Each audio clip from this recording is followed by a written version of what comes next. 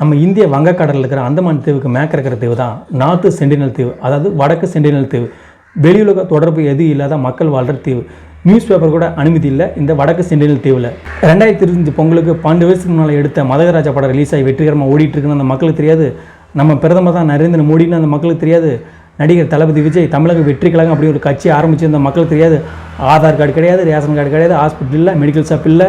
வெளியுலக மக்களான நம்மளை தீவுக்குள்ளே அனுமதிக்காத மக்கள் அதேமாரி தீவுக்குள்ளே போனால் அம்பு வில்லு வீசி உள்ளே வரக்கூடாதுன்னு எதிர்ப்பு தெரிவிக்கிறாங்களாம். 2011 மக்கள் தொகை கணக்கெடுப்பு எடுத்தப்ப ஹெலிகாப்டரில் அந்த தீவை 2-3 ரவுண்டு அடித்து அந்த சத்தத்தில் தீவு மக்கள் வெளியே வந்தப்போ ஹெலிகாப்டர்லேருந்து பைனாக்குலர் மூலமாக தான் மக்கள் தொகை கணக்கெடுப்பு எடுத்துருக்காங்க. இப்போ அந்த தீவில் மொத்த மக்கள் தொகை 25 500 பேர் தான் இருக்கிறதா சொல்கிறாங்க.